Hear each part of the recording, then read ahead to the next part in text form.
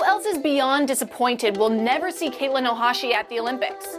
Not only did she break the internet when she scored a perfect 10 at the 2019 Collegiate Challenge, but she went on to score 6 more 10s this season.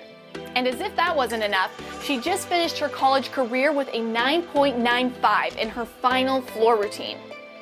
Why isn't she going to the Olympics again?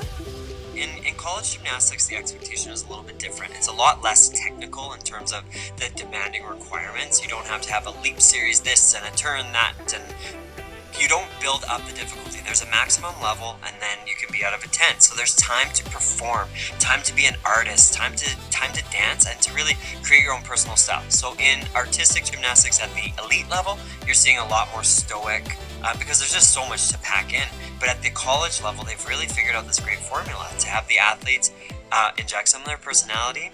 And Katelyn was a very high-level athlete in terms of like elite. In 2013, she beat Simone Biles at the American Cup, but that path for her wasn't the right path.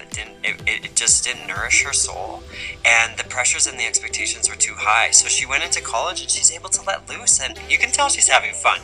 I want more of this in the elite level of the sport of gymnastics, and I really want the International Gymnastics Federation to figure out a way to get this sort of energy and this sort of like excitement into those routines. A lot of athletes who are in the elite system think that the Olympics is the pinnacle, and it really is. But what Katelyn is showing here, she didn't get to live that Olympic dream because it wasn't the right path for her, but she's gone on to college gymnastics, she's getting a great education, and she's become a superstar in her own because of this routine.